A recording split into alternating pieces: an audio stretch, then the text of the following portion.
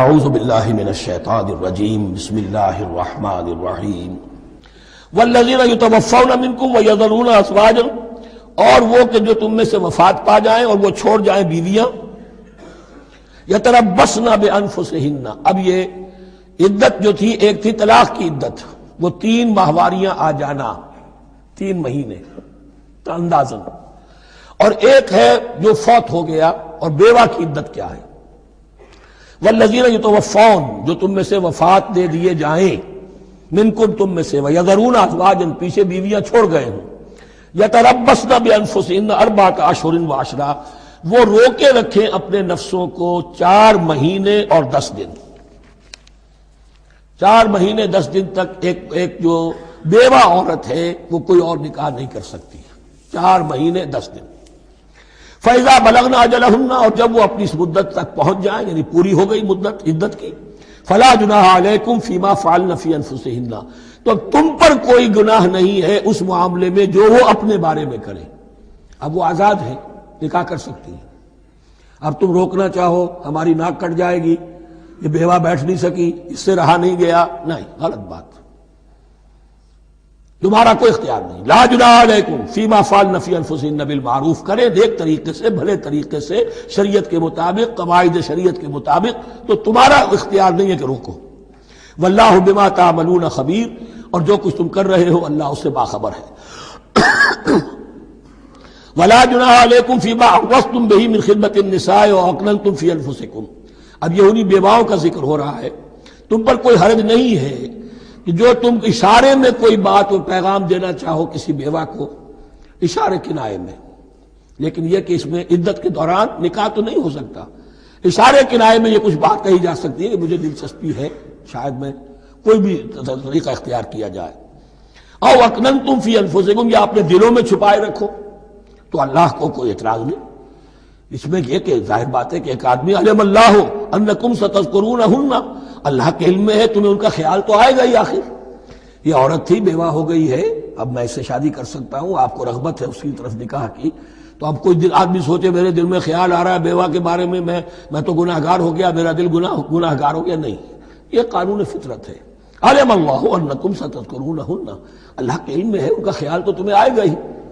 ولکن لا تواعدوہن سرا، لیکن ایسا نہ کرو کہ ان سے معاہدہ کر لو خفیہ خفیہ، طے ہو جائے، بات پکی ہو جائے، سرا الا ان تقولوا قولا معروفا، سوائے اس کے کہ کوئی معروف بات کہہ دی جائے جس سے انہیں اشارہ مل جائے، بس۔ ولا تعزموا عقدۃ النکاح حتی یبلغ الکتاب اجلہ، اور مت باندھو گراہ نکاح کی جب تک کہ قانون شریعت اپنی مدت پوری نہ کر لے، یعنی عدت جب تک پوری نہ ہو جائے۔ اب یہاں دیکھیے حتی یبلغ الکتاب، کتاب سے مراد شریعت، قانون شریعت، کتاب سے مراد یہاں کیا ہے کہ جو بھی قانون آ چکا ہے کتاب کے اندر، 4 مہینے 10 دن کے بعد نکاح اس سے پہلے نہیں ہوگا۔ وَاعْلَمُوا أَنَّ اللَّهَ يَعْلَمُ مَا فِي أَنفُسِكُمْ فَاحْذَرُوهُ، اور جان لو کہ اللہ خوب جانتا ہے جو تمہارے دلوں میں ہے، پس اس سے ڈرو، اس کی پکڑ سے بچو۔ وَاعْلَمُوا أَنَّ اللَّهَ غَفُورٌ حَلِيمٌ، اور یہ بھی جان لو اللہ غفور بھی ہے، بخشنے والا بھی ہے، وہ خطا ہو گئی ہے، استغفار کرو، توبہ کرو، اللہ معاف فرمائے گا۔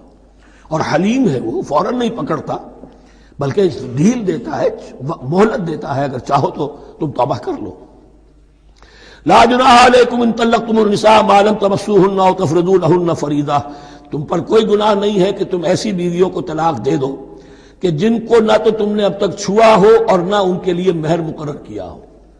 یہ ہو جاتا تھا، نکاح جو ہے بچپن میں بھی کر دیے جاتے تھے، لیکن ابھی کوئی نوبت نہیں آئی ہے، نکاح تو ہو گیا لیکن نہ کوئی مہر مقرر ہوا ہے، نہ کوئی ان کی ملاقات ہوئی ہے، تو اگر ایسا کرو گے تو تم طلاق دے سکتے ہو۔ وَمَتِّعُوهُنَّ، لیکن شرافت کا تقاضا یہ ہے کہ جو لڑکی تم سے منسوب رہی ہے، اب اگر وہ رشتہ توڑ رہے ہو تو اسے کچھ دے دلا کر، اسے کچھ نہ کچھ متاع، کچھ سامان دنیاوی دے کر۔ مَتِّعُوهُنَّ عَلَى الْمُوسِعِ قَدَرُهُ وَعَلَى الْمُقْتِرِ قَدَرُهُ، جو وسعت والا ہے، جس کو کشائش حاصل ہے، غنی ہے، وہ اپنی حیثیت کے مطابق، اور جو تنگ دست ہے وہ اپنی حیثیت کے مطابق۔ متاعا بالمعروف، اور یہ ساز و سامان دینا جو ہے یہ بھی بھلے انداز میں ہو، ایسا نہ ہو جو خیرات دی جا رہی ہو۔ حقا علی المحسنین، یہ حق ہے محسنین پر، یہ سمجھے کہ ہم پر اللہ تعالیٰ کی طرف سے عائد کردہ یہ ذمہ داری ہے۔ وَإِن طَلَّقْتُمُوهُنَّ مِن قَبْلِ أَن تَمَسُّوهُنَّ وَقَدْ فَرَضْتُمْ لَهُنَّ فَرِيضَةً، اور اگر دوسری شکل یہ ہے کہ تم نے طلاق دی ایسی بیوی کو کہ جس کو تم نے چھوا تو نہیں ہے لیکن مہر مقرر ہو چکا تھا، فَنِصْفُ مَا فَرَضْتُمْ، تو اب آدھا مہر جو ہے جو تم نے فرض کیا تھا، جو طے کیا تھا، اس کا آدھا تو تمہیں دینا ہی دینا ہے۔ الا یعفون، الا یہ کہ وہ معاف کر دیں، ہمیں آدھا بھی نہیں چاہیے، یا چلیے ہمیں چوتھائی دے دیجیے۔ او یعفو الذی بیدہ عقدۃ النکاح، یا وہ اس کے اندر جو ہے سخاوت سے کام لے کہ جس کے ہاتھ میں نکاح کی گرہ ہے، گرہ تو مرد کے ہاتھ میں وہ کھول سکتا ہے، عورت طلاق دے نہیں سکتی، لہذا کیوں نہ ایسا کرو کہ تم پورا ہی مہر دے دو۔ فرمایا وان تعفو، اگر تم درگزر کرو اور زیادہ دو، اقرب للتقوی، یہ تقوی سے قریب تر ہے۔ ولا تنسبوا الفضل بینکم، اپنے مابین احسان کرنا مت بھولو، اور اپنے مابین جو فضیلت اللہ نے تمہیں دی ہے عورتوں پر اس کو مت بھولو۔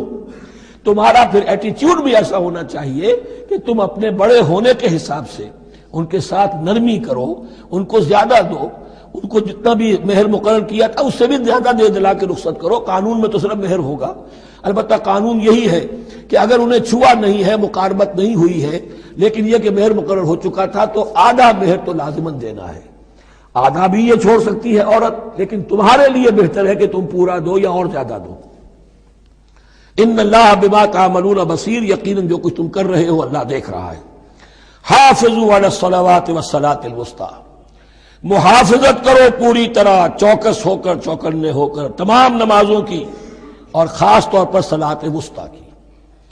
یعنی بار بار جو آ رہا ہے جان لو اللہ جانتا ہے، جان لو اللہ دیکھ رہا ہے، جو کچھ تم کر رہے ہو اللہ کی نگاہ میں ہے، جو کچھ تم کر رہے ہو اللہ باخبر ہے، یہ سارا کچھ جو ہے یہ اللہ کی یاد ذہن میں برقرار رکھنے کے لیے تمہیں نماز دی گئی ہے۔ 5 وقتہ تم حاضر ہو، دنیا کے کاروبار سے نکلو اور آ کر پھر عہد اللہ سے اپنا جو ہے، یہ جو حفیظ کا ایک شعر ہے، آؤ سجدے میں گرے لوح جبین تازہ کریں، سرکشی نے کر دیے دھندلے نقوش بندگی، آؤ سجدے میں گرے لوح جبین تازہ کریں۔ یہاں پر جو ہمارا بندگی کا نقش تھا سرکشی کی وجہ سے وہ دھندلے ہو گئے ہیں۔ سرکشی نے کر دیے دھندلے نقوش بندگی، آؤ سجدے میں گرے لوح جبین تازہ کریں، کہ پھر اس پر اللہ تعالیٰ کے ساتھ جو عہد کیا ہے ایاک نعبد و ایاک نستعین اسے پھر تازہ کریں۔ حافظوا علی الصلوات والصلاۃ الوسطی، صلاۃ وسطیٰ کے بارے میں بہت سے اقوال ہیں، لیکن عام طور پر اس سے مراد عصر کی نماز لی گئی ہے۔ دن میں 2 نمازیں اس سے پہلے ہیں، فجر ہے، ظہر ہے، 2 پھر بعد میں ہے، مغرب عشاء ہے۔ وقوموا للہ قانتین، اور کھڑے ہوا کرو اللہ کے سامنے پورے ادب کے ساتھ، یعنی ایک تو رکوع ہے جس میں جھکنا ہے، سجدہ ہے جھکنے کی انتہا ہے، قیام بھی قنوت کے ساتھ ہو، معلوم ہو کہ ایک بندہ اپنے آقا کے سامنے کھڑا ہے، اس کے کھڑے ہونے کے انداز میں بھی معلوم ہو کہ تواضع ہے، عجز ہے۔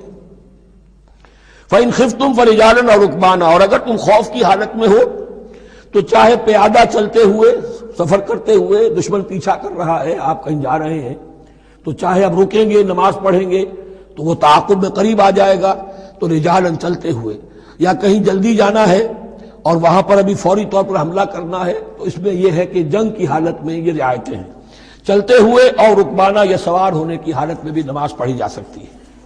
فَإِذَا أَمِنْتُمْ، لیکن پھر جب امن میں ہو جاؤ، فَاذْكُرُوا اللَّهَ كَمَا عَلَّمَكُمْ، پھر اللہ کو یاد کرو جیسے کہ تمہیں اس نے سکھایا ہے۔ کس نے سکھایا ہے؟ محمد الرسول اللہ نے۔ صلو کما رأیتمونی اصلی، نماز پڑھو جیسے کہ تم مجھے دیکھتے ہو میں نماز پڑھتا ہوں۔ وہ ہے اللہ کا سکھایا ہوا، اس لیے کہ یہ بھی ثابت ہے روایات سے کہ حضرت جبرائیل نے آ کر حضور کو نماز پڑھائی ہے، 2 دن پڑھائی ہے۔ ایک دن 5 نمازیں اول وقت میں پڑھائیں، دوسرے دن 5 نمازیں آخری وقت میں پڑھائیں، اور بتا دیا کہ ان نمازوں کا وقت ان اوقات کے دوران ہے۔ تو معلم جو ہے حضور کے نماز کے معاملے میں حضرت جبرائیل ہے، اور اب حضور جو ہے پوری امت کے لیے معلم ہے۔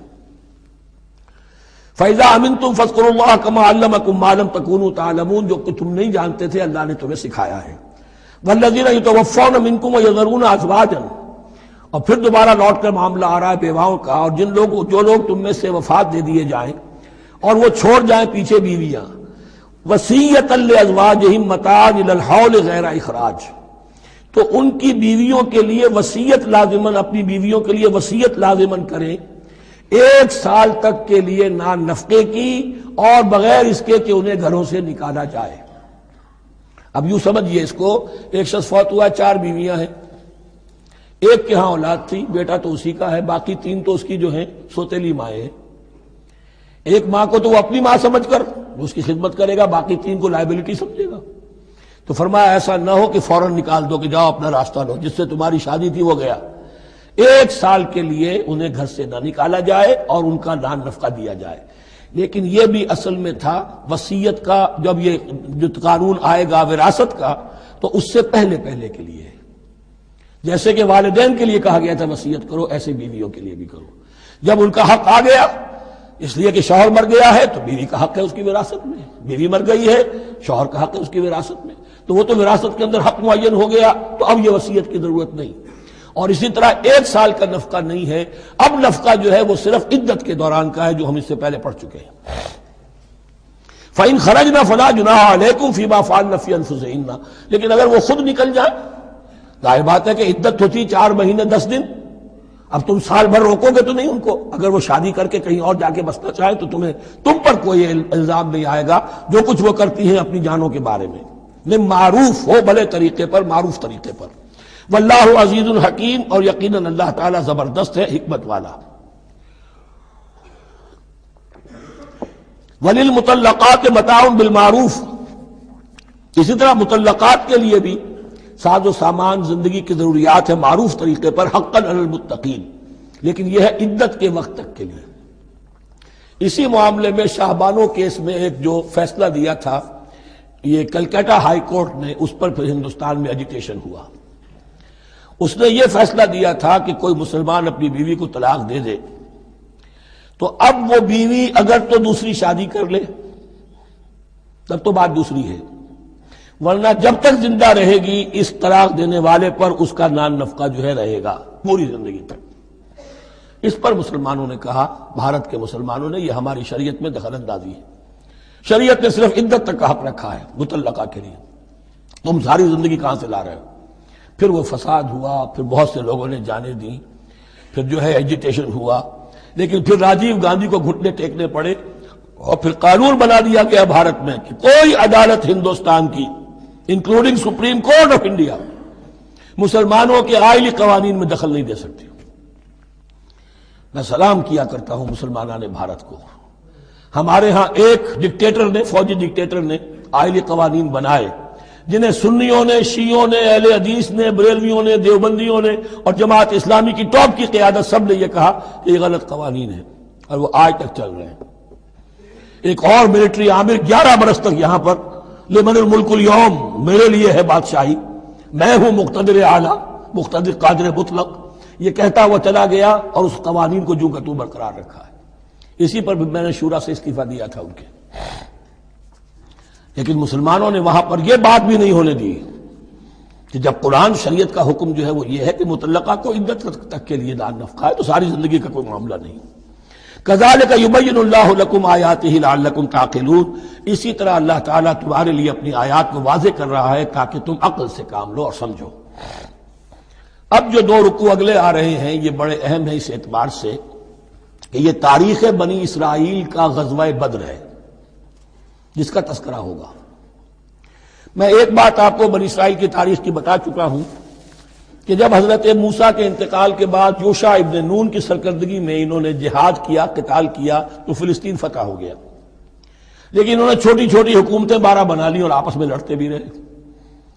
لیکن 300 برس کے بعد پھر صورتحال پیدا ہوئی، وہ واقعہ ہوگا جو اب سامنے آ رہا ہے کہ جب ان کے اوپر دنیا تنگ ہو گئی، آس پاس کے جو کافر اور مشرک لوگ تھے انہوں نے انہیں دبا لیا، بہت سوں کو ان کے گھروں سے، ان کے ملکوں سے نکال دیا، تو پھر تنگ آ کر انہوں نے کہا اس وقت کے نبی سے کہ ہمارے لیے کوئی بادشاہ بنا دیجئے، سپہ سالار بنا دیجئے، اب ہم اللہ کی راہ میں جنگ کریں گے۔ تو وہ جو جنگ ہوئی ہے طالوت اور جالوت کی، اس جنگ کے بعد سے خلافت راشدہ شروع ہوئی ہے دور بنی اسرائیل کی۔ گویا کہ خلافت راشدہ دور بنی اسرائیل کی 300 برس بعد آئی ہے ان کے رسول کے انتقال کے۔ جبکہ خلافت راشدہ اس امت مسلمہ کی متصل ہے رسول اللہ صلی اللہ علیہ وسلم کے زمانے کے ساتھ، اس لیے کہ صحابہ نے جانیں دیں، خون دیا، قربانیاں دیں، اور اس کے نتیجے میں حضور کی زندگی ہی میں دین غالب ہو گیا، اسلامی ریاست قائم ہو گئی۔ تو ظاہر بات ہے اس کے بعد آپ کے انتقال کے بعد خلافت کا دور شروع ہو گیا، لیکن وہاں یہ سارے سال 300 برس گزرے ہیں، اس کے بعد ان کا دور خلافت آیا ہے، اور اس میں بھی 3 خلافتیں ہیں کہ جو متفق علیہ ہیں، ویسے وہاں تو وہ نبوتیں ہیں، طالوت علیہ السلام، داؤد علیہ السلام اور سلیمان علیہ السلام۔ چوتھی خلافت پر آ کر تقسیم ہو گئی ہے، جیسے حضرت علی کے زمانے میں چوتھی خلافت میں عالم اسلام جو ہے دارالاسلام منقسم ہو گیا کہ مصر اور شام نے حضرت علی کی خلافت کو تسلیم نہیں کیا۔ اسی طرح حضرت سلیمان کے 2 بیٹوں میں پھر ان کی مملکت تقسیم ہو گئی، ایک اسرائیل اور ایک یہودیہ، یہ 2 ریاستیں وجود میں آئی، جیوڈی۔ بہرحال یہ جو واقعہ تھا کہ جس کے بعد خلافت راشدہ شروع ہو رہی ہے، اسلام کا غلبہ شروع ہو رہا ہے حضرت موسیٰ کی تاریخ میں، وہ ہے طالوت اور جالوت کی جنگ، اس کے لیے اب یہاں پر تذکرہ ہو رہا ہے، اور یہ بھی ایک آئینہ دکھایا جا رہا ہے صحابہ کرام کو، اب یہی مرحلہ تمہیں درپیش ہے۔ غزوہ بدر آیا چاہتا ہے، آئینہ، coming events cast their shadows before, تمہیں پہلے سے بتایا جا رہا ہے۔ الم تر الی الذین خرجوا من دیارہم، کیا تم لوگوں نے غور نہیں کیا، کیا تم نے غور نہیں کیا ان لوگوں کے حال پر کہ جو نکل گئے اپنے گھروں سے، وہم الوف، جبکہ وہ ہزاروں کی تعداد میں تھے، حذر الموت، موت سے ڈر کی وجہ سے، یعنی جب کفار اور مشرکین نے غلبہ کر لیا ان پر اور بہت سے ملکوں سے یہ بھاگے اپنے ملک چھوڑ کر، فقال لهم اللہ موتوا، تو اللہ نے ان سے کہا کہ مر جاؤ، ثم احیاہم، پھر انہیں زندہ کیا۔ یہاں یہ بھی ہو سکتا ہے مراد کہ فی الواقع یہ عمل ہوا ہو، اور یہ بھی مراد ہو سکتا ہے جیسے قوم مر جاتی ہے لیکن پھر اس کا نشأت ثانیہ ہو جاتی ہے، پھر اللہ نے ان کے اندر ایک جذبہ پیدا کر دیا۔ یعنی یہاں پر مرنا اور احیاء جو ہے وہ معنوی ہو، روحانی ہو، اخلاقی ہو، وہ بالفعل جسدی نہ ہو، لیکن اللہ کے اختیار سے باہر نہیں، اس کی قدرت میں ہے، سب کو مار کر بھی دوبارہ جلا سکتا ہے۔ ان اللہ لذو فضل علی الناس ولکن اکثر الناس لا یشکرون، اور یقیناً اللہ تعالیٰ تو اپنے بندوں پر بڑا فضل کرتا ہے، لیکن اکثر لوگ جو ہے شکر نہیں کرتے، ناقدری کرتے ہیں اللہ کے احسانات کی۔ لیکن اب وہ غزوہ بدر جو ہے ان کا سابقہ امت مسلمہ کا، اس کا حال بیان کرنے سے پہلے مسلمانوں سے گفتگو ہو رہی، اس لیے کہ ہے تو ساری ان کے لیے، ان کی ہدایت کے لیے۔ تاریخ بیان کرنا قرآن کا مقصد نہیں ہے، تاریخ کی کتاب نہیں ہے یہ، تو جو پروسیس آف ریولوشن چل رہا تھا، جو جد و جہد تھی، جو تحریک تھی محمد رسول اللہ کی، جس مرحلے میں سے وہ تحریک گزر رہی ہے، اسی مرحلے کی مناسبت سے سابقہ تاریخ سے بھی واقعات لائے جا رہے ہیں، اور اسی کی مناسبت سے وہ جو بھی وقتی احکام ہیں وہ دیے جا رہے ہیں۔ وَقَاتِلُوا فِي سَبِيلِ اللَّهِ وَاعْلَمُوا أَنَّ اللَّهَ سَمِيعٌ عَلِيمٌ، اور جنگ کرو اللہ کے راستے میں، اور جان لو اللہ تعالیٰ سب کچھ سننے والا اور جاننے والا ہے۔ مَنْ ذَا الَّذِي يُقْرِضُ اللَّهَ قَرْضًا حَسَنًا فَيُضَاعِفَهُ لَهُ أَضْعَافًا كَثِيرًا، کون ہے وہ شخص کہ جو اللہ کو قرض حسنہ دے؟ یہ انفاق جب کیا جاتا ہے خالص اللہ کے دین کے لیے، تو اللہ کہتا ہے یہ میرے ذمہ قرض ہے، دین میرا ہے، تم میرے دین کو غالب کرنا چاہتے ہو، میری حکومت قائم کرنا چاہتے ہو، تو جو کچھ اس میں خرچ کرو گے وہ مجھ پر قرض ہے، قرض حسنہ ہے۔ من ذا الذی یقرض اللہ قرضا حسنا فیضاعفہ لہ، تو اللہ اس کو اس کے لیے بڑھاتا رہے، دگنا کرتا رہے، اضعافا کثیرا، دگنا چوگنا، بہت گنا۔ واللہ یقبض ویبسط، اور اللہ ہی کے اختیار میں کسی چیز کو چھوٹا کر دینا، سکیر دینا، اور کھول دینا اور کشائش کر دینا۔ وَإِلَيْهِ تُرْجَعُونَ، اور اسی کی طرف تمہیں لوٹا دیا جائے گا۔ یہاں دیکھیے یہ دونوں چیزیں، جہاد بالنفس اس کی آخری شکل قتال، اور جہاد بالمال اس کے لیے پہلے لفظ آ رہا تھا انفاق، اب قرض حسنہ، اللہ کو قرض حسنہ۔ أَلَمْ تَرَ إِلَى الْمَلَإِ مِن بَنِي إِسْرَائِيلَ مِن بَعْدِ مُوسَىٰ، کیا تم نے غور نہیں کیا موسیٰ کے بعد بنی اسرائیل کے سرداروں پر، ملا من بعد موسیٰ، اذ قالوا لنبی لہم، جبکہ انہوں نے اپنے نبی سے کہا، یہ تو میں آپ کو حدیث سنا چکا ہوں، کوئی وقت ایسا نہیں گزرا حضرت موسیٰ کے بعد کہ نبی کوئی نہ کوئی موجود نہ رہا ہو، حضرت عیسیٰ تک۔ اس زمانے کے جو نبی تھے ان سے انہوں نے کہا لَهُمْ مُبَعَثْ لَنَا مَلِكًا نُقَاتِلْ فِي سَبِيلِ اللَّهِ، اب ہمارے لیے کوئی بادشاہ مقرر کر دیجئے تاکہ ہم اللہ کی راہ میں قتال کریں، جنگ کریں۔ یہاں بادشاہ سے مراد ہے جو سپہ سالار ہو، نبی ہے تو ظاہر بات ہے کہ نبی کا رتبہ تو بلند رہے گا، لیکن نبی کے تابع ہو کر کوئی شخص کہ جو جنگ کی سپہ سالاری کر سکے اس کو نامزد کر دیجئے۔ قال هل عصیتم ان كتب علیکم القتال الا تقاتلوا، جو نبی تھے، یہ سیموئیل نبی تھے، سموئیل، یہ آپ اولڈ ٹیسٹمنٹ میں پڑھیں گے، سیموئیل نبی، انہوں نے کہا کہ اس کا بھی اندیشہ ہے کہ جب جنگ فرض کر دی جائے اللہ تو قاتلو، پھر تم جنگ نہ کرو، یعنی ابھی تو بڑے تمہارے دعوے ہیں، بہادری دکھا رہے ہو، بڑا جوش و خروش ہے، کہیں ایسا تو نہیں ہوگا کہ ادھر سے میں اللہ تعالیٰ سے اجازت بھی لوں جنگ کی اور تمہارے لیے کوئی سپہ سالار یا بادشاہ بھی بنا دوں اور پھر تم جنگ سے کنی کترا جاؤ۔ قالوا وما لنا الا نقاتل فی سبیل اللہ، ان کا کیا کیسے ممکن ہے کہ ہم اللہ کی راہ میں قتال نہ کریں؟ وقد اخرجنا من دیارنا وابنائنا، جبکہ ہمیں نکال دیا گیا ہے ہمارے گھروں سے اور ملکوں سے اور اپنے بیٹوں سے، یعنی ان کی اولاد کو تو انہوں نے غلام بنا لیا، ان کی عورتوں کو بانیہ بنایا، اب یہ تو نکلے ہوئے ہیں اپنے ملکوں سے، خوف سے بھاگے ہوئے۔ فلما كتب عليهم القتال، تو جب ان پر وہ جنگ فرض کر دی گئی، تولوا الا قليلا منهم، تو پیٹھ پھیر گئے سب کے سب سوائے کچھ لوگوں کے۔ یہ گویا کہ تنبیہ کی جا رہی ہے، مسلمانوں تم بھی بہت کہتے رہے ہو کہ حضور ہمیں جنگ کی اجازت ملنی چاہیے، ہم کب تک یہ ظلم سہیں گے، لیکن ایسا نہ ہو دیکھو اب جب جنگ کا حکم آئے، اب پڑھ چکے ہم وہ آیت کتب علیکم القتال وہو کرہ لکم، اب اچھی نہیں لگ رہی جنگ، جان تو پیاری ہے، تو اب دکھا دیا گیا وہاں بھی یہ ہوا۔ واللہ علیم بالظالمین، اور اللہ ایسے ظالموں سے خوب باخبر ہے۔ وقال لهم نبیہم، اور ان سے کہا ان کے نبی نے، ان اللہ قد بعث لکم طالوت ملکا، تمہارے لیے اللہ تعالیٰ نے طالوت کو بادشاہ مقرر کیا ہے۔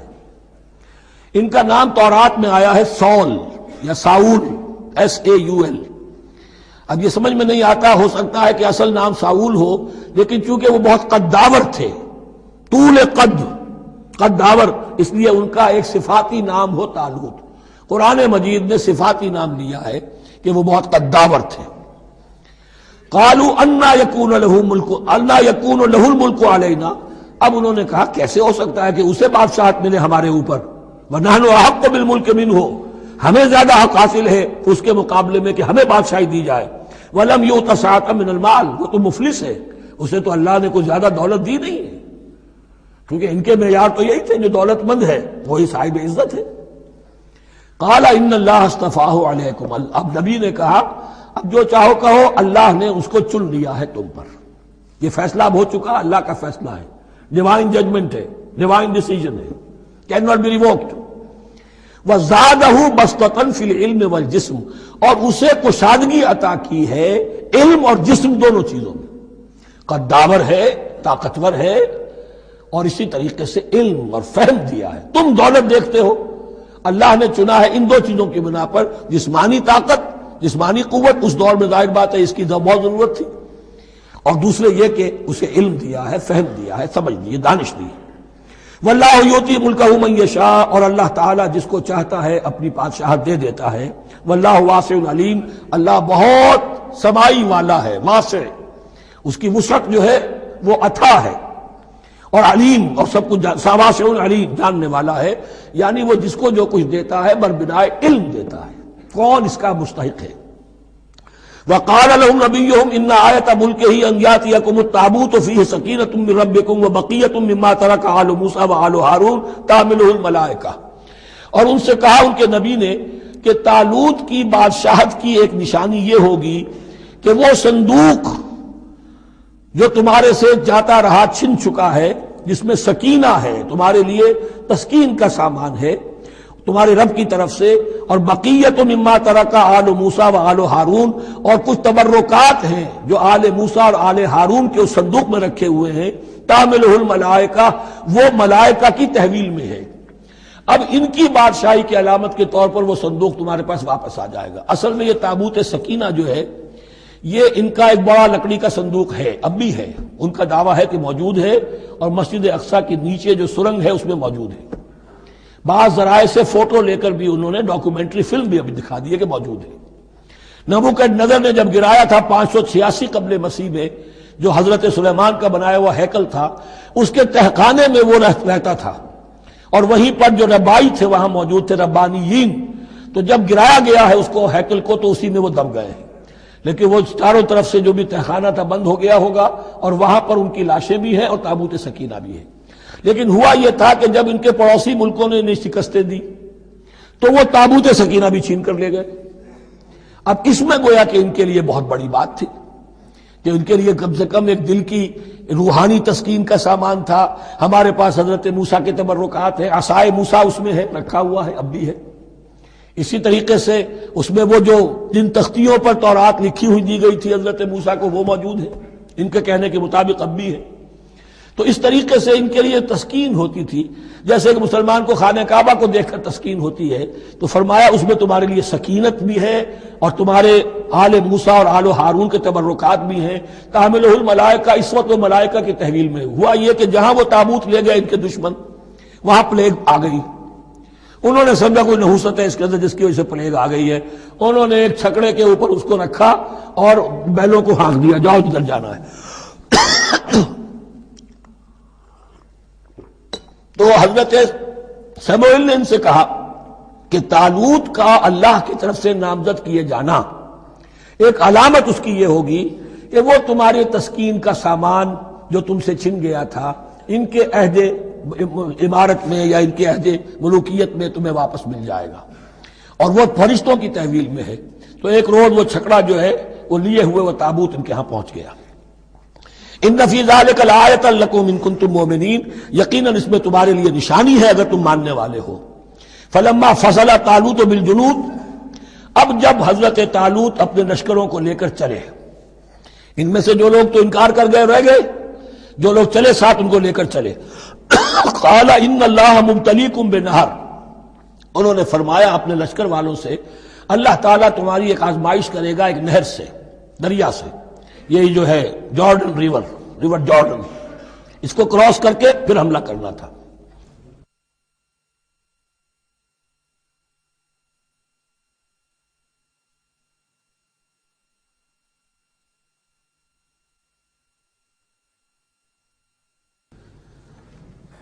بسم اللہ اولہ وآخرہ. فلما فصل طالوت بالجنود، تو جب طالوت اپنے لشکروں کو لے کر چلے، قال ان اللہ مبتلیکم بنہر، تو انہوں نے کہا کہ اللہ تعالیٰ تمہاری آزمائش کرے گا ایک دریا سے، یعنی دریائے اردن. فمن شرب منہ فلیس منی، جو اس میں سے پیٹ بھر کر پانی پیے گا وہ مجھ میں سے نہیں ہے. ومن لم یطعمہ فانہ منی، جو اس میں سے پانی نہیں پیے گا وہ میرا ساتھی ہے. الا من اغترف غرفۃ بیدہ، سوائے اس کے کہ کوئی صرف اپنے چلی سے لے کر چلو سے اور وہ کچھ وہ ایک گھونٹ لے لے. یہ اصل میں ہر کمانڈر کے لیے ضروری ہوتا ہے کہ کسی بھی بڑی جنگ سے پہلے اپنے ساتھیوں کا مورال دیکھے، ڈسپلن کی حالت دیکھے. تو جیسے حضور نے بھی غزوہ بدر سے قبل مشاورت کی تھی کہ مسلمانوں ایک لشکر آ رہا ہے جنوب سے کیل کانٹے سے لیس، اور ایک قافلہ آ رہا ہے شمال سے، اور اللہ نے ان دو میں سے ایک کا وعدہ کیا تمہیں ضرور ملے گا، بتاؤ کدھر چلے. اندازہ ہو گیا کچھ لوگ جو کمزوری دکھا رہے تھے انہوں نے کہا چلیں جی پہلے قافلہ لوٹ لیں، اور جو لوگ تھے باہمت انہوں نے کہا جو حضور آپ کی ارادہ جو آپ کا منشا ہو. تو یہاں بھی انہوں نے اس سے ٹیسٹ کیا ہے کہ آیا وہ میرے حکم کی پابندی کرتے ہیں یا نہیں کرتے. فشربوا منہ، تو ان سب نے بہتوں نے پیا اس میں سے خوب جی بھر کر. الا قلیلا منہم، سوائے ان میں سے بہت کم تعداد میں. فلما جاوزہ هو والذین آمنوا معہ، تو جب گزرے اس دریا کے پار اترے وہ اور وہ لوگ جو ان کے ساتھ ساتھیہ اہل ایمان رہ گئے تھے. یعنی پہلی سکریننگ پہلے ہو چکی تھی جو قتال ہی کے منکر ہو گئے تھے، اور اس کے بعد دوسری ہو گئی ہے کہ جو اس چھلنی میں سے نہیں نکل سکے، وہ پانی پی کر بے سدھ ہو گئے. یہ ایسا ہی ہے جیسے غزوہ احد میں حضور صلی اللہ علیہ وسلم کے ساتھ 1000 آدمی مدینے سے نکلے تھے اور پھر عین وقت پر 300 آدمی ساتھ چھوڑ کر چلے گئے.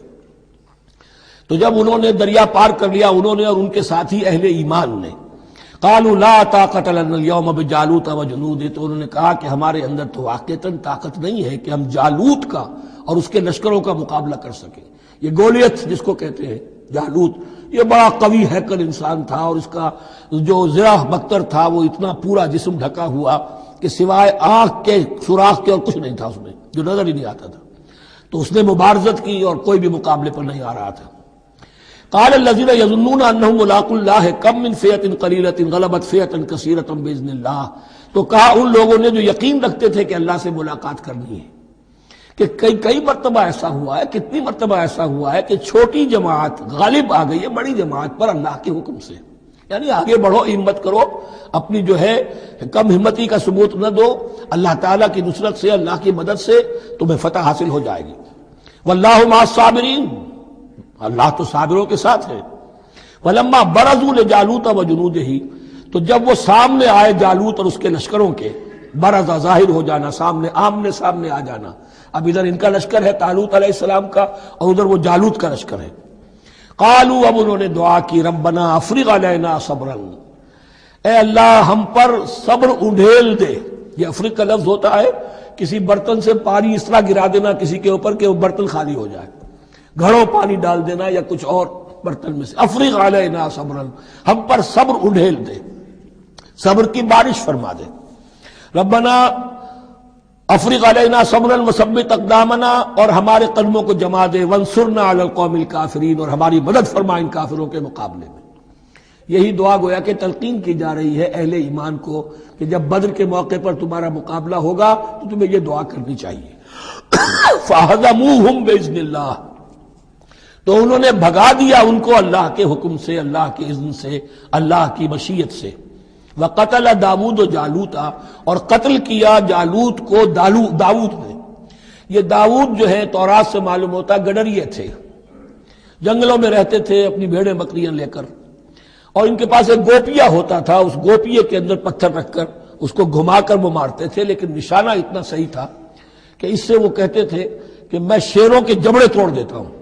جب کبھی شیر آتے ہیں میرے بھیڑوں بکریوں کے گلوں پر حملے کے لیے، تو جب وہ آ گئے اتفاق سے، جب لشکر آمنے سامنے تھے، ادھر جالوت للکار رہا ہے آئے کوئی میرے مقابلے میں، ادھر سب کے سب سہمے کھڑے ہیں، کوئی آگے نہیں نکل رہا، تو حضرت طالوت آئے، یہ حضرت داؤد آ گئے اتفاقاً، کہا معلوم ہوا کیا سچویشن ہے، یہ ہے کہ اچھا ٹھیک ہے، میں اس غیر مختون کا میں معاملہ کرتا ہوں، اس لیے کہ یہ ان کے یہاں سب سے بڑی گالی تھی۔ حضرت ابراہیم کی ملت میں ہے ختنہ، اور یہ جو کفار اور مشرک تھے ان کے ہاں ختنہ نہیں تھی، تو نامختون ہونا ان کے ہاں یہ سب سے بڑی گالی تھی۔ اس نامختون کا پھر جو ہے میں اس کو کیفر کردار تک پہنچاؤں گا، میرے پاس یہ گوپیا ہے اور میں تو شیروں کے جبڑے توڑ دیا کرتا ہوں۔ انہوں نے پھر وہ پتھر رکھ کر اور گھمایا ہے، اور سیدھا وہ آنکھ کے سوراخ سے اس کے بھیجے کے اندر اتر گیا، اور اس طریقے سے قتل داؤد و جالوتا، داؤد نے جالوت کو قتل کیا، اور اللہ تعالیٰ نے پھر ان کو جو براتیں بتا کیے، وَآتَاهُ اللَّهُ الْمُلْكَ وَالْحِكْمَةَ وَعَلَّمَهُ مِمَّا يَشَاءُ۔ ایک تو یہ کہ طالوت علیہ السلام نے اپنی بیٹی کا نکاح ان سے کر دیا، داماد ہو گئے، اور پھر انہی کو وارث بنایا، یہ بادشاہ ہوئے۔ اللہ نے ان کو ہی ملک دیا، حکومت دی، بادشاہت دی، اور حکمت بھی دی، نبوت بھی دی، یہ دونوں اعتبارات سے ان کو اللہ تعالیٰ نے سرفراز فرمایا۔ وَعَلَّمَهُ مِمَّا يَشَاءُ، اور پھر اسے سکھایا جو کچھ کہ اللہ نے چاہا۔ وَلَوْلَا دَفْعُ اللَّهِ النَّاسَ بَعْضَهُمْ بِبَعْضٍ، اور اگر اس طریقے سے اللہ ایک گروہ کو دوسرے کے ذریعے سے دفع نہ کرتا رہے، زمین میں فساد ہوتا ہے تو اللہ تعالیٰ کوئی شکل ایسی پیدا کرتا ہے کہ کسی اور گروہ کو سامنے لا کر مفسدوں کا خاتمہ کرتا ہے۔ اگر ایسا نہ ہوتا، وَلَوْلَا دَفْعُ اللَّهِ النَّاسَ بَعْضَهُمْ بِبَعْضٍ لَفَسَدَتِ الْأَرْضُ، تو زمین میں فساد ہی فساد پھیل گیا ہوتا۔ اللہ تعالیٰ نے ان جنگوں کے ذریعے سے ہر بڑا فرعون جو آتا، ہر فرعون موسیٰ، اللہ تعالیٰ نے کوئی نہ کوئی اس کے لیے علاج تجویز کیا ہوا ہے۔ وَلَوْلَا دَفْعُ اللَّهِ النَّاسَ بَعْضَهُمْ بِبَعْضٍ لَفَسَدَتِ الْأَرْضُ وَلَكِنَّ اللَّهَ ذُو فَضْلٍ عَلَى الْعَالَمِينَ، لیکن اللہ تعالیٰ تو تمام جہانوں پر بڑا فضل کرنے والا ہے۔ تِلْكَ آیاتُ اللَّهِ نَتْلُوهَا عَلَيْكَ بِالْحَقِّ، یہ اللہ کی آیات ہیں جو ہم پڑھ کر آپ کو سنا رہے ہیں حق کے ساتھ۔ یہ قول گویا کہ حضرت جبرائیل کی طرف منسوب ہوگا، یہ اللہ کی آیات ہیں اے مسلمانوں، اے محمد صلی اللہ علیہ وسلم، جو ہم آپ کو سنا رہے ہیں حق کے ساتھ۔ وَإِنَّكَ لَمِنَ الْمُرْسَلِينَ، اور یقیناً اے محمد صلی اللہ علیہ وسلم آپ رسولوں میں سے ہیں۔ تِلْكَ الرُّسُلُ فَضَّلْنَا بَعْضَهُمْ عَلَى بَعْضٍ، ایک بہت اہم قانون بیان ہو رہا ہے، ان رسولوں میں سے ہم نے بعض کو بعض پر فضیلت دی ہے۔ یہ میں پہلے بیان کر چکا ہوں کل، تفریق بین الرسل کفر ہے، تفضیل یہ قرآن سے ثابت ہے، کوئی افضل ہے اور کوئی مفضول ہے، کسی کو کسی اعتبار سے فضیلت ہے، کسی کو کسی اور اعتبار سے فضیلت، جزوی فضیلت ہے مختلف لوگوں کی ہو سکتی ہے، کلی فضیلت تمام انبیاء اور رسول پر محمد رسول اللہ کو حاصل ہے۔ تِلْكَ الرُّسُلُ فَضَّلْنَا بَعْضَهُمْ عَلَى بَعْضٍ مِّنْهُمْ مَنْ كَلَّمَ اللَّهُ، ان میں سے وہ بھی تھے جن سے اللہ نے کلام فرمایا، حضرت موسیٰ علیہ السلام۔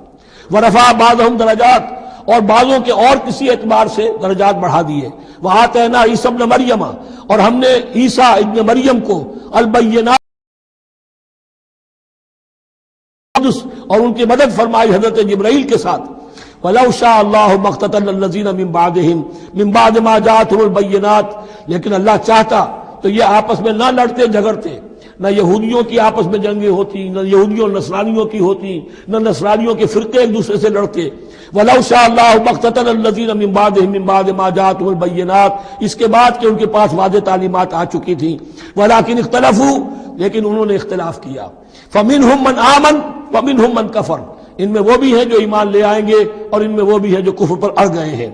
وَلَوْ شَاءَ اللَّهُ مَا اقْتَتَلُوا، اگر اللہ چاہتا ان پر لازم کر دیتا، یعنی جبرن تکوینی طور پر، تو اختلاف نہ کرتے، جھگڑتے نہ.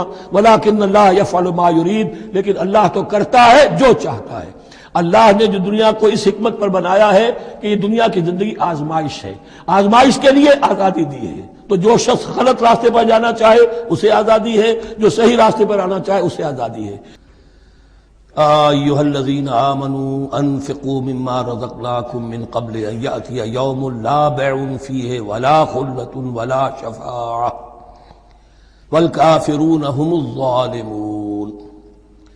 اللہ لا الہ الا هو الحی القیوم لا تأخذہ سنۃ ولا نوم له ما في السماوات وما في الأرض من ذا الذي يشفع عنده إلا بإذنه يعلم ما بين أيديهم وما خلفهم ولا يحيطون بشيء من علمه إلا بما شاء وسع كرسيه السماوات والأرض ولا يؤوده حفظهما وهو العلي العظيم. صدق الله العظيم. رب اشرح لي صدري ويسر لي امري واحلل عقدة من لساني يفقهوا قولي. تقریباً 2 رکوعوں پر مشتمل معاملہ طالوت و جالوت کا وہ ہم پڑھ چکے ہیں، اور یہ گویا کہ اب غزوہ بدر کے لیے ذہنی اور نفسیاتی تیاری ہو رہی ہے. اور غزوات کے لیے جیسا کہ میں نے عرض کیا، جہاں سرفروشی کی ضرورت ہے وہاں انفاق مال کی بھی ضرورت ہے. تو اب یہاں بڑے زوردار انداز میں پھر انفاق کی طرف توجہ دلائی جا رہی ہے. وہی 4 ڈوریاں ذہن میں رکھیے. انفاق اللہ کی راہ میں، یعنی جہاد بالمال، قتال جہاد بالنفس کی آخری شکل، اور شریعت میں عبادات اور معاملات.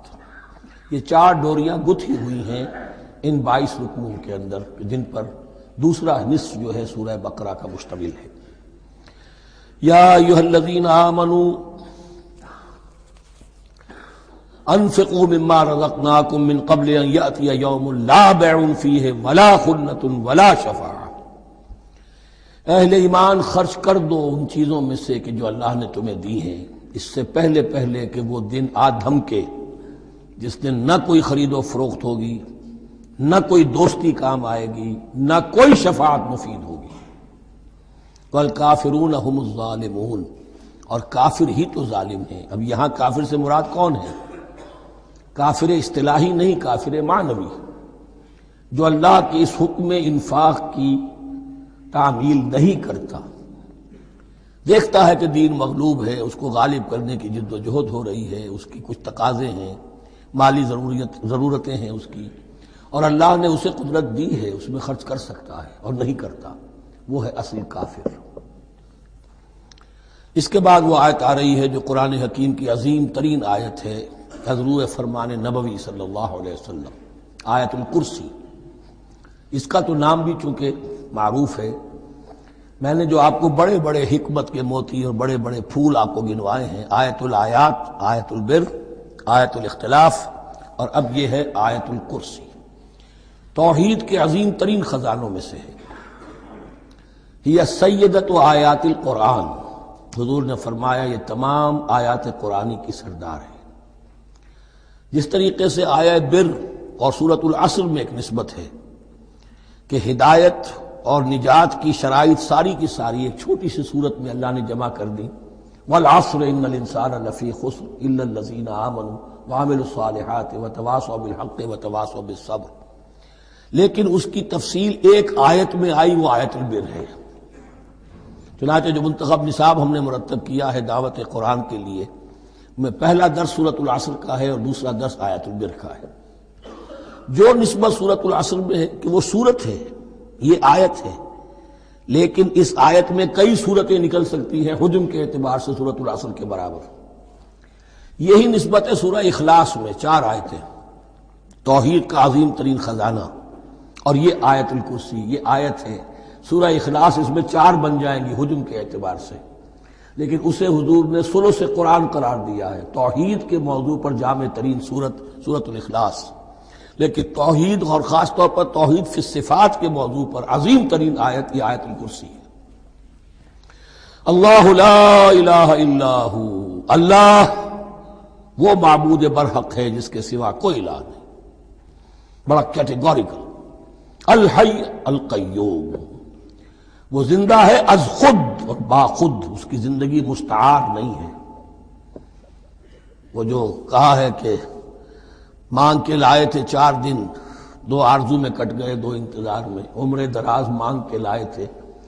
اللہ کی زندگی ہے اس کی از خود زندگی، کسی کی دی ہوئی نہیں، اور اس زندگی میں کوئی ضعف نہیں، کوئی کمزوری نہیں، کوئی احتیاج نہیں۔ آگے آ جائے گا، نہ اسے نیند آتی ہے نہ اونگ آتی ہے۔ قیوم، خود اپنی جگہ وہ زندہ جاوید ہستی ہے، اور باقی ہر شے کا وجود اس کے حکم سے قائم ہے، کوئی شے قائم نہیں ہے بغیر اس کے اذن کے۔ تو گویا کہ احد اور الصمد، اللہ اپنی جگہ احد، لیکن باقی پوری کائنات کے لیے صمد ہے۔ جو سورہ اخلاص میں 2 الفاظ آئے ہیں، قل هو اللہ احد اللہ الصمد، اللہ حی ہے اور قیوم ہے۔ لا تأخذہ سنۃ ولا نوم، اس پر غالب نہیں ہو سکتی نہ نیند نہ اونگ۔ لہو ما فی السماوات و ما فی الارض، آسمان اور زمین میں جو کچھ ہے اسی کا ہے، ملکیت تامہ، ملکیت حقیقی اس کی ہے۔ من ذا الذی یشفع عندہ الا باذنہ، کون ہے وہ جو شفاعت کر سکے اس کے پاس مگر اس کی اجازت سے۔ اب یہ مقام آیا ہے سورہ بقرہ میں پہلی مرتبہ، 3 مرتبہ کیٹیگوریکل ڈینائل کے بعد، کوئی شفاعت نہیں، کوئی شفاعت نہیں، کوئی شفاعت نہیں۔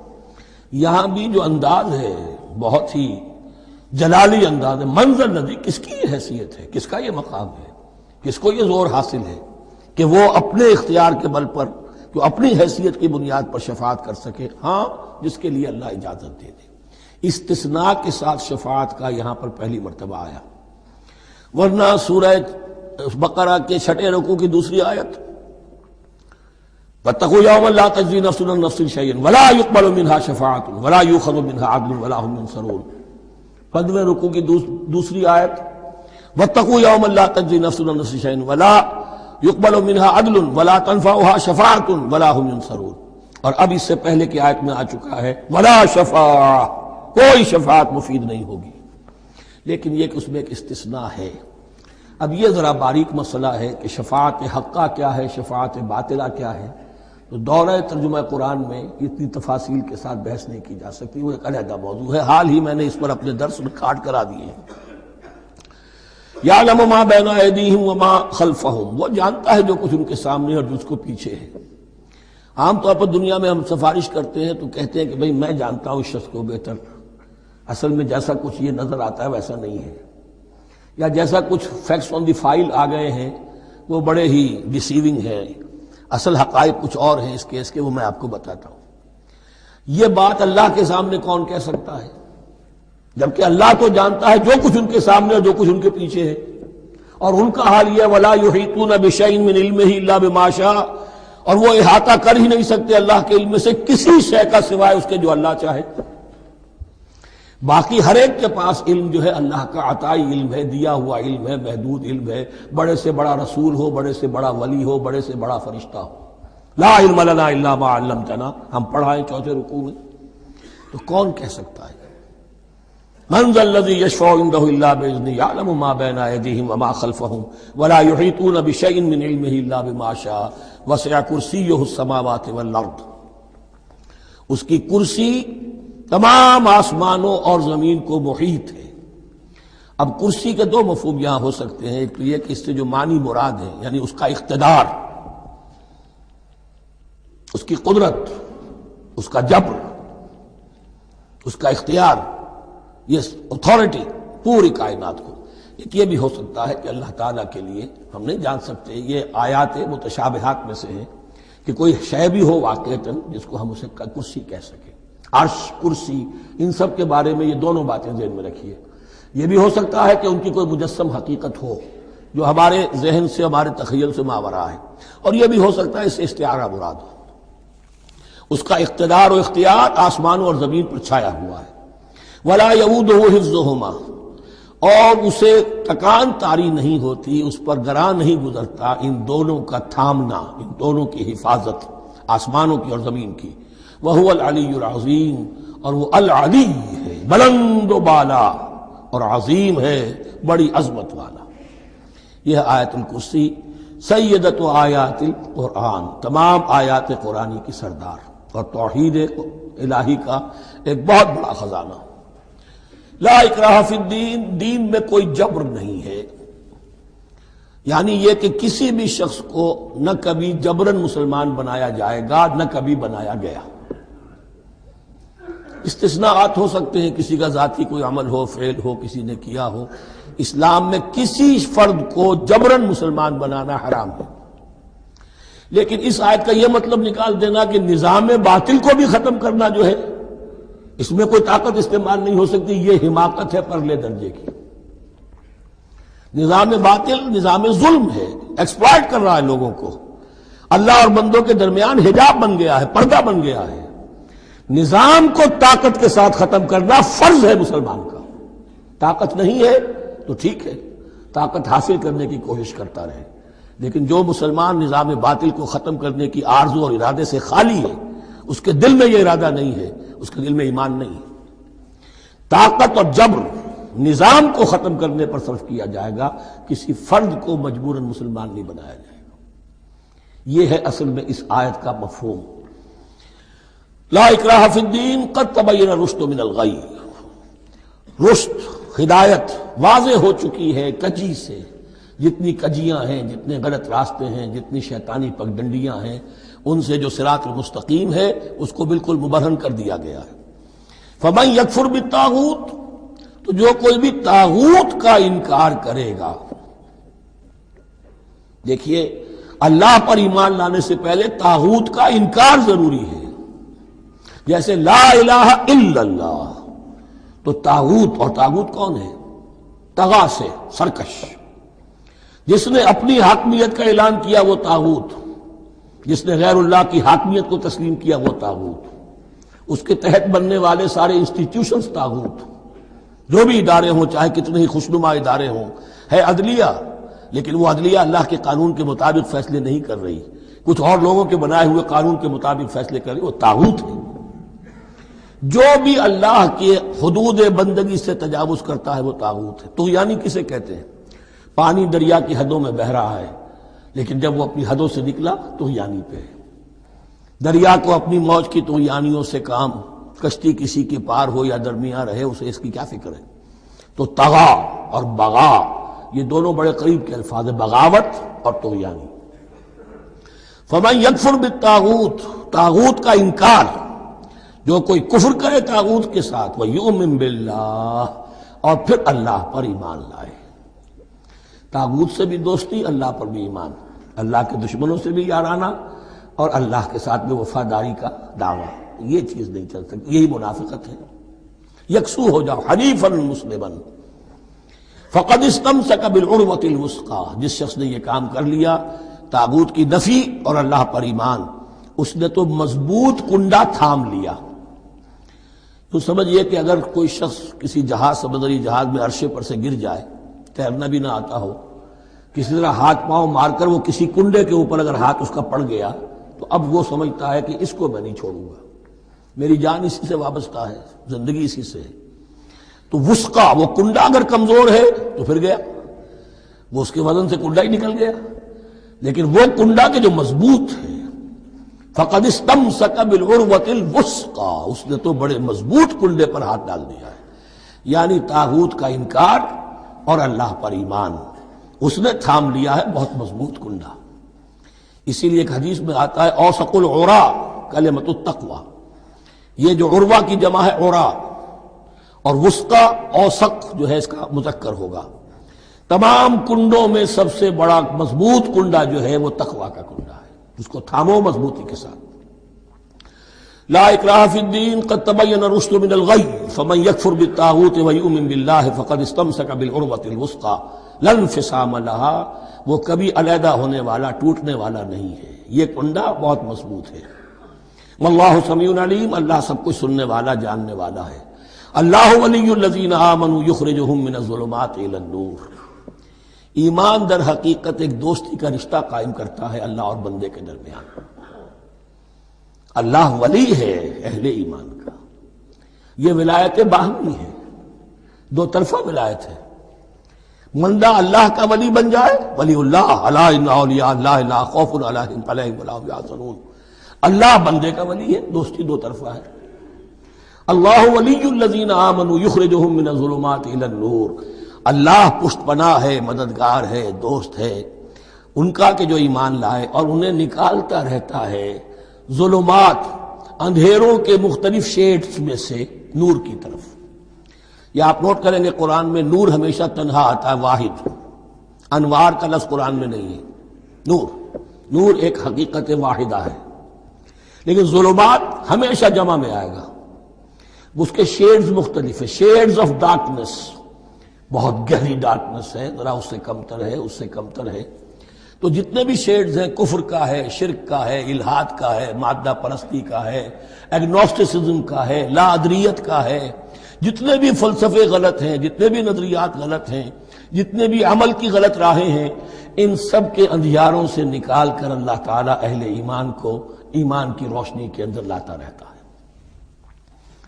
والذین کفروا اولیاءہم الطاغوت، ان کے برعکس جنہوں نے کفر کیا ان کے پشت پناہ اور ساتھی اور مددگار ہیں اب طاغوت، یخرجونہم من النور الی الظلمات، اور وہ ان کو نکالتے رہتے ہیں تدریجاً، اور نور کا کہ تھوڑی بہت رمق ملا بھی تھا انہیں نور کا تو ان سے محروم کر کے ظلمات، یخرجونہم من النور الی الظلمات، نور سے ظلمات کی طرف نکالتے رہتے ہیں۔ اولئک اصحاب النار هم فیہا خالدون، وہ ہیں آگ والے، اس میں ہمیشہ ہمیش رہیں گے۔ اللہم اجعلنا من عبادک المؤمنین، اللہم اخرجنا من الظلمات الی النور، آمین یا رب العالمین۔ اب اس کے بعد یہ بڑی عظیم آیت جو آئی ہے توحید کی، اور اس کے بعد یہ بھی اپنی جگہ بڑی عظیم آیات ہیں حکمت اور فلسفہ دین کے اعتبار سے۔ اس کے بعد کچھ واقعات دیے جا رہے ہیں، حضرت ابراہیم علیہ السلام کی زندگی کا ایک واقعہ اور حضرت عزیر علیہ السلام کی زندگی کا واقعہ۔ الم تر الی الذی حاج ابراہیم فی ربہ ان آتاہ اللہ الملک، کیا تم نے دیکھا اس شخص کو جس نے کہ محاجہ کیا تھا، مناظرہ کیا تھا، حجت بازی کی تھی ابراہیم سے، اس وجہ سے کہ اللہ نے اسے بادشاہی دی ہوئی تھی، نمرود۔ یہ ذہن میں رکھیے کہ نمرود اصل میں لقب تھا، کسی کا نام نہیں تھا، جیسے فرعون مصر کے بادشاہوں کا لقب ہے، فرعونہ۔ نماردہ جو ہے یہ عراق کے بادشاہ تھے، بیبیلونیا۔ تو حضرت ابراہیم کی پیدائش بھی شہر ار میں ہوئی تھی کہ جو بیبیلونیا کا ایک شہر تھا عراق کا، اور وہاں بادشاہت تھی نمرود کی۔ جیسے فرعون نے مصر میں دعویٰ کیا تھا اپنی بادشاہی کا اور اپنی خدائی کا، اور یہ ہے سیاسی بادشاہی، یہ نہیں کہ ہم نے دنیا پیدا کی ہے، مطلب یہ کہ اختیار مطلق ہمارے ہاتھ میں ہے، ہم جس چیز کو چاہیں غلط قرار دے دیں، جس چیز کو چاہے صحیح قرار دے دیں۔ یہی ہے اصل میں خدائی اختیار ہاتھ میں لے لیا۔ اللہ کا حق ہے تحلیل و تحریم، کسی شے کو حلال کرنا، کسی کو حرام قرار دینا، اختیار واحد اللہ کے ہاتھ میں ہے۔ جس شخص نے بھی اپنے ذمے لے لیا، قانون سازی کا اختیار لے لیا اللہ کے قانون سے آزاد ہو کر، وہی طاغوت ہے، وہی شیطان ہے، وہی نمرود ہے، وہی فرعون ہے۔ تو اس نے، وہ نمرود نے کہا، محاجہ کیا، اس قال ابراہیم ربی الذی یحیی و یمیت، میرا رب تو وہ ہے جو زندہ کرتا ہے اور مارتا ہے۔ قال انا احیی و امیت، انہوں نے کہا میں بھی کر سکتا ہوں۔ اس نے جیل سے 2 قیدی منگوائے، دونوں کنڈیمڈ تھے، اور ایک کی گردن وہی اڑائی اور ایک کو کہا جاؤ معاف، دیکھو میں نے جس کو چاہا زندہ رکھا اور جس کو چاہا مار دیا۔ حضرت ابراہیم نے دیکھا کہ یہ کٹ حجتی پر اترا ہوا ہے تو الاجوبۃ المسکتہ، جواب ایسا دیا جانا چاہیے کہ جو اس کو چپ کر دے۔ قال ابراہیم فإن اللہ یأتی بالشمس من المشرق فأت بها من المغرب، حضرت ابراہیم نے فرمایا اللہ تو سورج کو نکالتا ہے مشرق سے، اگر تو خدائی کا مدعی ہے تو نکال کے دکھا اسے مغرب سے۔ فبہت الذی کفر، تو مبہوت ہو کر رہ گیا وہ کافر، اب اس کے پاس کوئی جواب نہیں تھا۔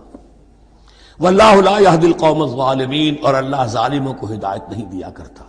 ہدایت تو نہیں ہوئی، چپ ہو گیا، لیکن چپ کیا ہوا؟ اس کے بعد تو فیصلہ ہوا کہ انہیں آگ میں جھونک دیا جائے۔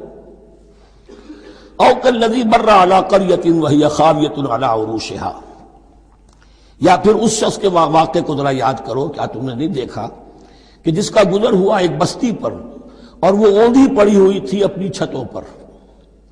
اگرچہ مختلف تفاسیر میں مختلف آپ کو شاید اس کی تعبیرات ملے، یہ اصل میں ہوا ہے کہ جب نمرود، جس کا نام تھا بخت نصر، نیبوکیڈنیزر، اس نے 586 قبل مسیح میں، حضرت مسیح سے 586 قبل، اس نے حملہ کیا فلسطین پر۔ دیکھیے عراق اور فلسطین کی، اسرائیل کی اور عراق کی اس وقت بھی سب سے بڑی دشمنی ہے آپس میں، وہی دشمنی جو ہے 2500 سال پرانی بھی ہے۔ اس نے وہ نمرود بابل، نیبوکیڈنیزر جس کا نام تھا، اس نے حملہ کیا، 12 لاکھ کی آبادی تھی، 6 لاکھ کو قتل کیا اور 6 لاکھ کو بھیڑوں بکریوں کی طرح ہانکتا ہوا قیدی بنا کر لے گیا۔ 150 برس تک کیپٹیوٹی میں رہے ہیں یہ، اور یروشلم اجڑا رہا ہے، کوئی نفس نہیں، کوئی متنفس نہیں تھا، کوئی انسان نہیں، کوئی 2 اینٹیں سلامت نہیں چھوڑی۔ اسی وقت وہ ہیکل سلیمانی جو ہے وہ شہید کیا گیا، اور ان کے کہنے کے مطابق اس کے ایک تہخانے میں وہ تابوت سکینہ بھی تھا جہاں ربائی ان کے موجود تھے، اور وہ ربائی بھی وہیں پر ان کی موت واقع ہوئی، اور تابوت سکینہ بھی ہے، اگر ان کا قول صحیح ہے۔ تو جس زمانے میں یہ اجڑی ہوئی بستی تھی، حضرت عزیر علیہ السلام کا گزر ہوا، انہوں نے دیکھا کوئی متنفس نہیں، تو انہوں نے کیا کہا؟ قال انا یحیی ھذہ اللہ بعد موتہا، اللہ اس بستی کو اس کے اس طرح مردہ اور برباد ہو جانے کے بعد کیسے زندہ کرے گا؟ اب اس میں کیسے احیاء ہو سکتا ہے؟ دوبارہ کیسے اس میں لوگ آ کر آباد ہو سکتے ہیں؟ اتنی بڑی بربادی، اتنی تباہی، کوئی متنفس نہیں، کوئی 2 اینٹیں سلامت نہیں۔ فَأَمَاتَهُ اللَّهُ مِئَةَ عَامٍ ثُمَّ بَعَثَهُ، تو اللہ نے اس پر موت وارد کر دی 100 برس کے لیے، اور پھر انہیں اٹھایا۔ قَالَ كَمْ لَبِثْتَ، سوال کیا کتنے عرصے رہے ہو یہاں؟ حضرت عزیر جو ہیں، چونکہ جو رینائسنس ہوا ہے تاریخ بنی اسرائیل میں، اس کے نقیب، اس کے اصل جو بنیاد ہے وہ یہ ہے۔ انہوں نے پھر اصلاح کی، جو زوال ان میں آیا تھا اخلاقی اور دینی، پھر یہ اٹھے کمر کس کر، جب اللہ تعالیٰ نے یہ مشاہدات کرا دیے، اور پھر جا کر وہاں تبلیغ کی اور دعوت کی دی، اور وہ ان یہودیوں کے اندر جو کیپٹیوٹی میں تھے انہیں پھر اصل دین کی تعلیم دی، روح دین کو زندہ کیا، تو گویا کہ وہاں سے پھر ان کا احیاء ہوا ہے۔ کب لبثت، کتنے عرصے رہے ہوگے تم؟ قال لبثت یوما و بعض یوم، اب اس کو ایسے محسوس ہوا جیسے سویا تھا تھوڑی دیر کے لیے، میں 1 دن رہا ہوں یا دن کا کچھ حصہ۔ قال بل لبثت 100 عام، نہیں، اللہ نے فرمایا نہیں، تم 100 سال رہے ہو۔ فانظر الی طعامک و شرابک لم یتسنہ، تو ذرا اپنے کھانے اور جو مشروب تمہارے ساتھ تھا سفر میں، ذرا اس کو دیکھو، ان کے اندر کوئی بساند پیدا نہیں ہوئی، سڑے نہیں ہیں، ان کے اندر کوئی خرابی پیدا نہیں ہوئی۔ وانظر الی حمارک، آپ دوسری طرف اپنے گدھے کو دیکھو جو تمہاری سواری کا گدھا تھا۔ وَلَنَجْعَلَكَ آیَةً لِلنَّاسِ، وہ بالکل ختم ہو چکا تھا، اس کی ہڈیاں ہی رہ گئی تھی، گوشت گل چکا تھا، کچھ نہیں تھا، 100 برس۔ وانظر الی حمارک وَلِنَجْعَلَكَ آیَةً لِلنَّاسِ، اور ہمیں تو بنانا ہے تجھے ایک نشانی لوگوں کے لیے، یعنی خود اے عزیر تمہیں ایک نشانی بنانا ہے، اور تمہیں نشانی بنانے کے لیے یہ نشانی ہم تمہیں دکھا رہے ہیں، تاکہ یقین جو ہے، یقین کامل تمہارے اندر پیدا ہو جائے۔ وانظر الی حمارک ولنجعلک آیۃ للناس وانظر الی العظام، اب دیکھو ان ہڈیوں کو، کیف ننشزھا، کیسے ہم انہیں اٹھاتے ہیں، ابھارتے ہیں، وہ ہڈیاں خود ابری اور جڑ کر کھڑی ہو گئی۔ ثم نکسوھا لحما، پھر دیکھو تمہاری نگاہوں کے سامنے اس کو گوشت پہناتے ہیں۔ فلما تبین لہ، جب یہ سب اس کے سامنے واضح ہو گئی بات، مشاہدہ بھی کر لیا، قال اعلم ان اللہ علی کل شیء قدیر، ان کا میں نے پوری طرح جان لیا، مجھے پورا یقین قابل حاصل ہو گیا کہ اللہ ہر شے پر قادر ہے۔ یعنی وہ اس اجڑی ہوئی بستی کو بھی دوبارہ آباد کر سکتا ہے۔ جو میں نے سمجھا تھا کہ اب یہ کیسے آباد ہوگی، یہ بات نہیں ہے، یہ آبادی اللہ تعالیٰ کے اختیار میں۔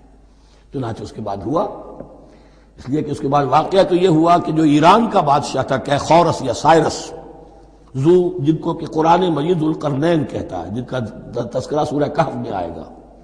پھر آپ کو معلوم ہے کہ یہ پیلسٹائن، ادھر عراق کے بعد ایران، دشمنیاں تو تھیں۔ کیخورس نے حملہ کیا بابل پر، عراق پر، اور دشمن کا دشمن دوست ہوتا ہے، تو یہودیوں کو اجازت دے دی، کیپٹیوٹی سے اجازت دے دی، جاؤ تم واپس جاؤ، اپنا شہر دوبارہ بناؤ۔ چنانچہ وہ گئے اور پھر انہوں نے جا کر وہاں پر 136 سالوں میں ان کی دوبارہ جو ہے یہ بستی بسی، اور پھر یروشلم کو انہوں نے آباد کیا، اور پھر انہوں نے وہاں ہیکل سلیمانی دوبارہ بنایا، جس کو وہ سیکنڈ ٹیمپل کہتے ہیں۔ وہ سن 70 عیسوی میں ٹائٹس رومن جنرل کے ہاتھوں تباہ ہوا تھا، جو اب تک تباہ ہوا پڑا ہے۔ 1927 برس سے ان کا کعبہ زمیں بوس ہے، یہ نوٹ کر لیجئے اس بات کو۔ اسی لیے آگ لگی ہوئی آج دنیا بھر کے یہودیوں کے دلوں میں۔ اب تو ہماری حکومت ہے وہاں پر، ہم اپنا یہ جو بھی کچھ یہاں پر اس احاطے میں بنا دیا گیا ہے سب کو ختم کریں گے اور اپنا ہیکل سلیمانی بنائیں گے۔ اس کے بلو پرنٹس بن چکے ہیں، نقشے بن چکے ہیں، ہر چیز تیار ہے۔ بس کسی دن کوئی ایک دھماکہ ہوگا، کوئی بم جو ہے کہیں پر پلانٹ کیا جائے گا، خبر آ جائے گی کہ کسی فینیٹک نے کہیں وہاں پر جا کر رکھ دیا، جیسے ایک فینیٹک گیا تھا مسجد الخلیل میں اور 70 مسلمانوں کو شہید کر کے خود بھی اس نے خودکشی کر لی تھی، اور ڈاکٹر تھا، امریکن ڈاکٹر گولڈسٹین۔ اسی طریقے کا کوئی فینیٹک جائے گا اور وہ اس کو گرا دے گا، پھر کہیں گے جب یہ گری گیا ہے، جیسے مسجد ایودھیا کا معاملہ ہے، اب گر گئی ہے تو بھائی ہمیں رام مندر بنانے دو، کاہے کو تم اب یہ مسجد کاہے کو بناتے ہو، وہ ہوگا۔ اور یہ میں سمجھتا ہوں کہ چند ہفتوں کی یا چند مہینوں کی بات ہے، یہ ہونے والا ہے فوراً۔ بہرحال یہ تو ہو گیا حضرت عزیر کا قصہ۔ اب اسی طرح کا ایک معاملہ حضرت ابراہیم کا مشاہدہ ہے۔ وَإِذْ قَالَ إِبْرَاهِيمُ رَبِّ أَرِنِي كَيْفَ تُحْيِي الْمَوْتَىٰ، اور یاد کرو جب کہ ابراہیم نے بھی کہا تھا پروردگار ذرا مجھے دکھا دے، مشاہدہ کرا دے تو مردوں کو کیسے زندہ کرے گا۔ قَالَ أَوَلَمْ تُؤْمِنْ، اللہ تعالیٰ کا سوال جو ہے بڑا بہت تیکھا ہے، تو کیا تم ایمان نہیں رکھتے؟ قَالَ بَلَىٰ، ایمان تو میرا ہے، میں مانتا ہوں ایمان ہے، وَلَٰكِن لِيَطْمَئِنَّ قَلْبِي، پورا دل کا اطمینان چاہتا ہوں، پورا یقین ہو جائے۔ اور یہ انبیاء کا معاملہ ہے، سب کا ہے۔ انبیاء کو چونکہ ایمان اور یقین کا ایک ایسی فرنس بنانا ہوتا ہے کہ جن سے ایمان و یقین دوسروں میں سرایت کرے، تو ان کے ایمان و یقین کے لیے انہیں مشاہدات ایسے کرا دیے جاتے ہیں کہ پھر ان کے لیے وہ ایمان صرف ایمان بالغیب نہیں رہتا، بلکہ وہ ایمان بالشہود بھی ہو جاتا ہے۔ کذالک نری ابراہیم ملکوت السماوات والارض، اسی طرح ہم نے دکھائے ابراہیم کو آسمان اور زمین کے ملکوت، جو بھی ہماری حکومت ہے، جو وہ مخفی حکومت ہے، جو کاسمک ایک اسٹیٹ ہے، اس کی گورنمنٹ ہے اور اس کے تمام اہلکار ہیں، فرشتے ہیں، ہم نے مشاہدہ کرایا ابراہیم کو۔ حضور کو اسی لیے شب معراج میں لے جایا گیا کہ ہر شے کو اپنی آنکھوں سے دیکھ لے، تو وہ یقین کامل پھر ہو جاتا ہے کہ جس میں کسی درجے میں بھی پھر تو یہ ہے کہ ان کے وہ خود ایک بھٹی بن جاتے ہیں ایمان اور یقین کی۔ قال بلا ولكن ليطمئن قلبي قال فخذ أربعة من الطير فصرهن إليك، تو فرمایا اچھا ٹھیک ہے 4 پرندے لے لو، انہیں اپنے ساتھ ملا لو، ہلا لو، کہ وہ تمہارے ساتھ تمہاری آواز سن کر آ جایا کریں۔ ثم اجعل على كل جبل منهن جزءا، پھر ان کے ٹکڑے کرو اور ہر پہاڑ پر ایک ایک ٹکڑا رکھ دو۔ تو جو تفسیر میں آتی ہیں یہ کہ ان میں سب کا سر علیحدہ کیے، ٹانگیں علیحدہ کی، پر علیحدہ کیے، دھڑ علیحدہ کیے، ایک پہاڑ پر چاروں سر رکھ دیے، ایک پہاڑ پر چاروں کے دھڑ رکھ دیے، ایک پہاڑ پر چاروں کے، اس طریقے سے مختلف اجزاء میں تقسیم کر دیا۔ قال فخذ أربعة من الطير فصرهن إليك ثم اجعل على كل جبل منهن جزءا، پھر ہر پہاڑ پر ان میں سے ایک ایک حصہ رکھ دو۔ ثم ادعوهن، پھر ان کو ذرا پکارو، وہی سیٹی بجاؤ جو تم بجاتے تھے ان کو بلانے کے لیے۔ یاتین ثم دعون یاتین کا سایہ، وہ دوڑتے ہوئے آ جائیں گے. وَاعْلَمْ أَنَّ اللَّهَ عَزِيزٌ حَكِيمٌ، اور جان لو اس بات کو یقین کے ساتھ کہ اللہ تعالیٰ زبردست ہے، کمال حکمت والا.